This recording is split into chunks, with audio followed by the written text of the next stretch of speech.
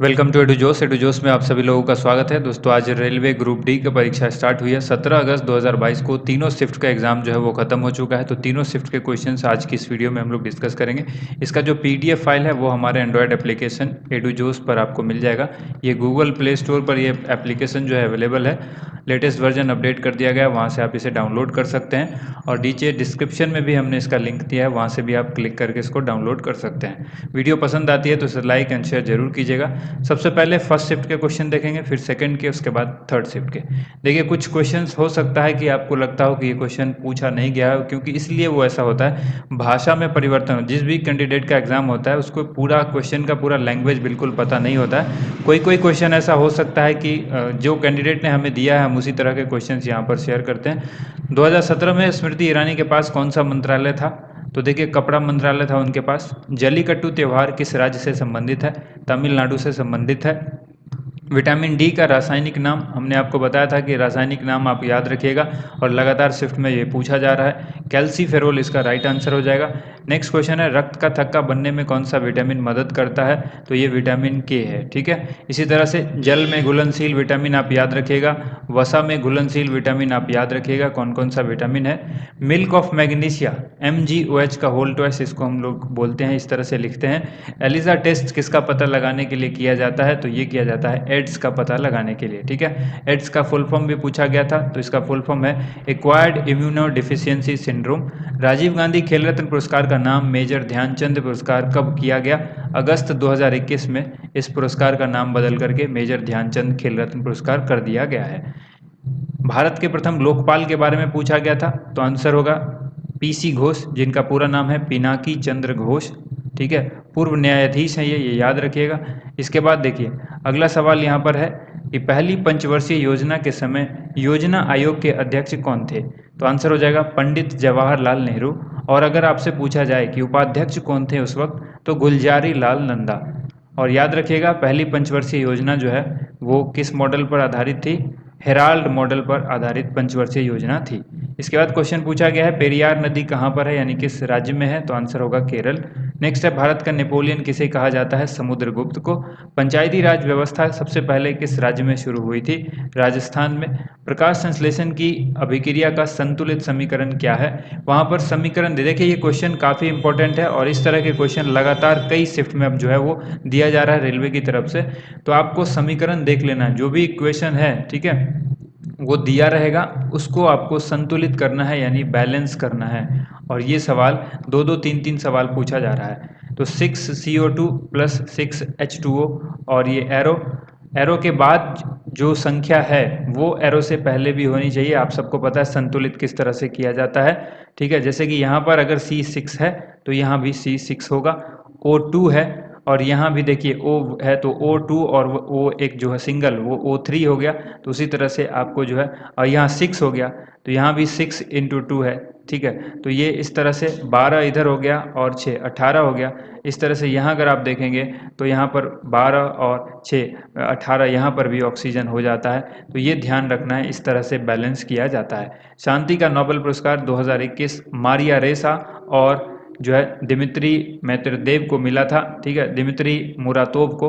और environment day की theme पूछी गई थी, ओनली वन अर्थ जो है 2022 के एनवायरनमेंट डे की थीम है।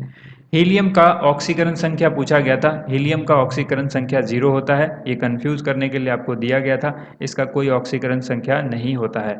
इसके बाद है आर्या राजेंद्रन कहाँ की सबसे युवा मेयर बनी है? तिरुवनंतपुरम, जो कि केरल के अंदर है। इसके बाद देखिए अगला सवाल है, पश्चिम बंगाल के राज्यपाल कौन थे? तो जगदीप धनखड़, और ये अब भारत के उपराष्ट्रपति हैं। ये ध्यान रखिएगा, भारत के उपराष्ट्रपति हैं। ठीक है, नेक्स्ट यहाँ पर क्वेश्चन देखिए, ओम का नियम आपसे पूछा गया था कि ओम का नियम जो है वो V = IR।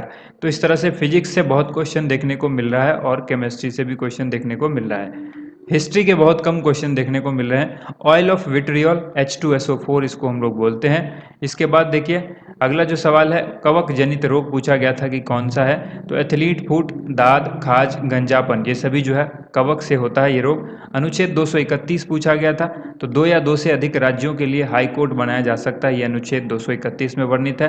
दांडी यात्रा कब शुरू की गई थी? 12 मार्च 1930 को। वैक्सीन मैत्री अभियान के बारे में पूछा गया था। ये कोरोना की वैक्सीन को लेकर के ये अभियान चलाया गया था भारत सरकार के द्वारा, जो कि पड़ोसी देश मालदीव, नेपाल, म्यांमार, बांग्लादेश आदि को ये वैक्सीन मुहैया कराना था। सीवी रमन को नोबेल पुरस्कार कब दिया गया? सीवी रमन को नोबेल पुरस्कार 1930 में दिया गया था। बाल साहित्य पुरस्कार 2021 कितनी भाषाओं में दिया गया है? तो आंसर हो जाएगा 22 भाषाओं में। ठीक है, इसके बाद देखिए वर्तमान में सीजीए कौन है? श्रीमती सोनाली सिंह वर्तमान में सीजीए हैं। और एक सीएजी होता है, आप सबको बताना है कमेंट करके कि भारत के सीएजी कौन है।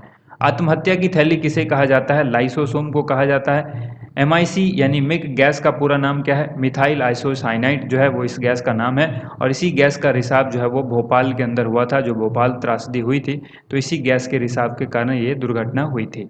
जैन धर्म के जिन शब्द का जो है अर्थ क्या होता है? जीतने वाला। जैन धर्म में एक शब्द इस्तेमाल होता है जिन, जिसका अर्थ होता है जीतने वाला। नेक्स्ट क्वेश्चन, अब शिफ्ट 2 के क्वेश्चन हम लोग देखेंगे।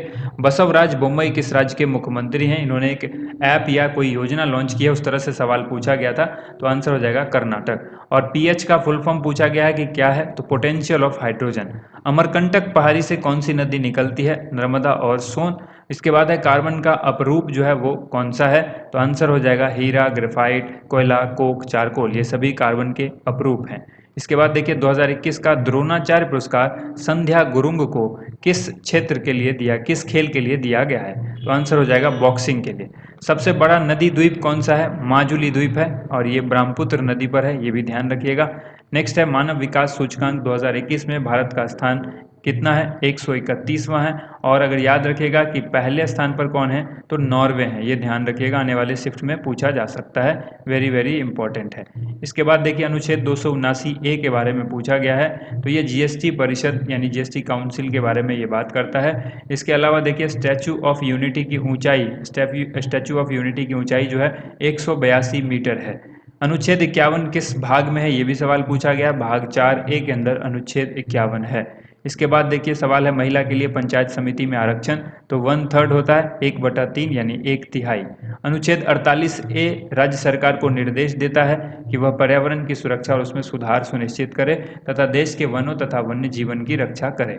ये अनुच्छेद 48A है, जो कि राज्य सरकार को निर्देश देता है पर्यावरण की सुरक्षा के लिए। ठीक है, निजामुद्दीन औलिया की दरगाह नई दिल्ली में है। विटामिन B12 का रासायनिक नाम पूछा गया। देखिए हर शिफ्ट में कुछ ना कुछ पूछा जा रहा है रासायनिक नाम विटामिन का, तो साइनोकोबालामीन जो है वो साइनोकोबालामीन जो है ये क्या है? विटामिन B12 का रासायनिक नाम है।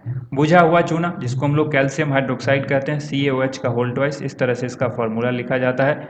नेक्स्ट देखिए फ्लेमिंग के बाएं हाथ का नियम क्या है? तो फ्लेमिंग के बाएं हाथ के नियम में अंगूठा जो होता है वो बल को दर्शाता है, उंगली जो है वो चुंबकीय क्षेत्र और विद्युत धारा को दर्शाती है। इसके बाद देखिए दर्पण सूत्र से संबंधित प्रश्न पूछा जा रहा है। लगातार हम आपको बता रहे हैं कि दर्पण सूत्र आप याद रखिए, दर्पण सूत्र जितने भी हैं, ठीक है, लाइट चैप्टर जिसको कहेंगे, उस लाइट चैप्टर के सारे क्वेश्चंस आप अच्छी तरह से याद रखिए, क्योंकि बहुत क्वेश्चन यहाँ से जो है वो पूछा जा रहा है रेलवे के द्वारा। राहुल गांधी की लोकसभा सीट जहाँ से वो चुनाव जीते थे, आंसर होगा वायनाड, जो कि कहाँ पर है? केरल में है।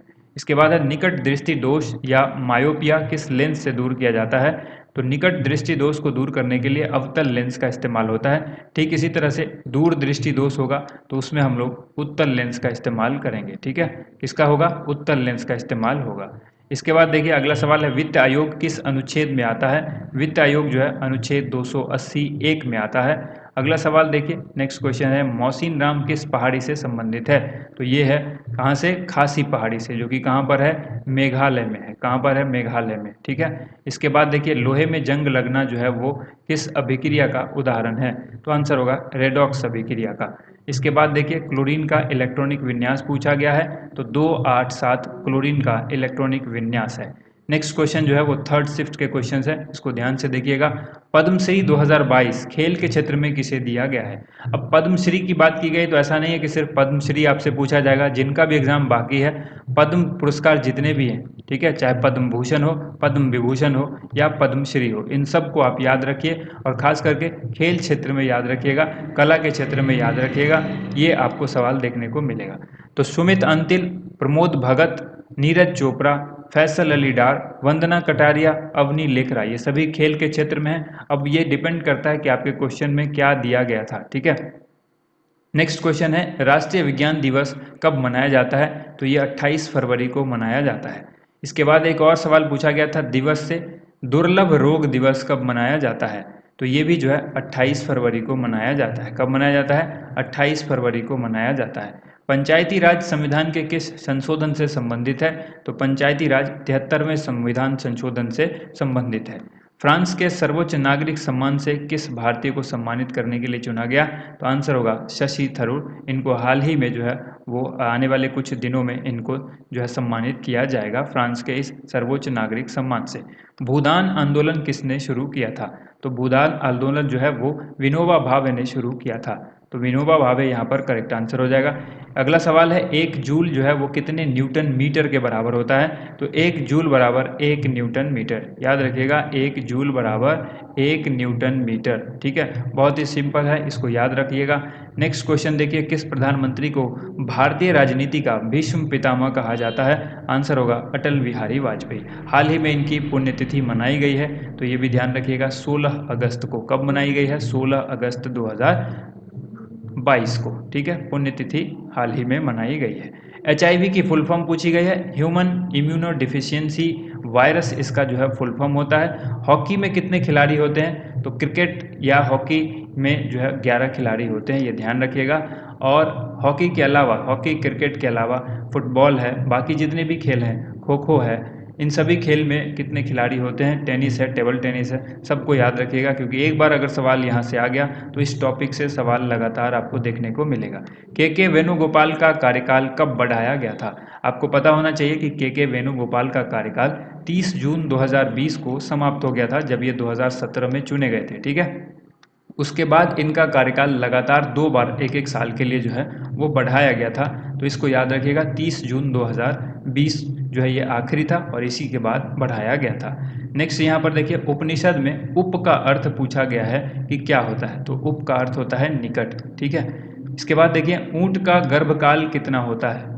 ऊंट का गर्भकाल जो है 13 से लेकर 15 महीने तक का होता है। इसके बाद है, WHO का मुख्यालय कहाँ है? तो आंसर होगा जेनेवा। WHO के अलावा जितने भी इंटरनेशनल ऑर्गेनाइजेशन हैं उन सब का मुख्यालय यानी हेडक्वार्टर आप याद रखिएगा, और इन सब का फुल फॉर्म भी याद रखिएगा। इसके अलावा इसके जो मेंबर देश हैं, कौन कौन से मेंबर देश हैं, अगर छोटे हैं, कम संख्या में हैं जो भी मेंबर, उनको तो नाम याद रखिएगा। अगर ज़्यादा संख्या में है तो उनका संख्या याद रखना बहुत ज़रूरी है, यानी कितने मेंबर हैं वो बहुत इंपॉर्टेंट है। रासायनिक अभिक्रिया को संतुलित करने से संबंधित 2 से 3 प्रश्न था, ये भी ध्यान रखना है आपको। हम बता चुके हैं कि रासायनिक अभिक्रिया आपको दे दी जाएगी और कहा जाएगा कि अगर ये संतुलित नहीं है तो इसको संतुलित करें, या इनमें से संतुलित कौन सा है। कोई भी एक रासायनिक अभिक्रिया दे दी जाएगी और उसके 4 ऑप्शंस होंगे कि संतुलित वाला जो है उस पर टिक करना है। तो आपको ध्यान रखना है इसको संतुलित करते हुए। संतुलित करने के लिए आप प्रैक्टिस कर लीजिए, रासायनिक अभिक्रिया, जो भी अभिक्रिया रासायनिक अभिक्रियाएं हैं जो बुक्स के अंदर, उन सबको संतुलित कर लीजिए। उम्मीद करते हैं आप सबको ये वीडियो पसंद आई होगी। इस वीडियो का PDF फाइल आपको हमारे एंड्रॉयड एप्लीकेशन एडुजोस पर मिल जाएगा। अगर आपने एप्लीकेशन इंस्टॉल नहीं किया है तो एप्लीकेशन को इंस्टॉल कर लें, नीचे डिस्क्रिप्शन में हमने उसका लिंक दिया हुआ है। और गूगल प्ले स्टोर पर भी अगर आप सर्च करेंगे EDUJOSH तो आपको हमारा एप्लीकेशन मिल जाएगा, वहाँ से आप उसे डाउनलोड करके इंस्टॉल कर लें। एक बार लॉगिन करना है, सिर्फ आपके जीमेल अकाउंट से ही लॉगिन हो जाएगा, और फिर उसके बाद लॉगआउट नहीं कीजिएगा तो उसको कभी भी लॉगआउट करने की ज़रूरत या लॉगिन करने की ज़रूरत नहीं पड़ेगी। उम्मीद करते हैं आप इस वीडियो को ज़्यादा से ज़्यादा शेयर और लाइक करेंगे। Thank you so much. आप सभी लोगों का वीडियो देखने के लिए बहुत बहुत धन्यवाद।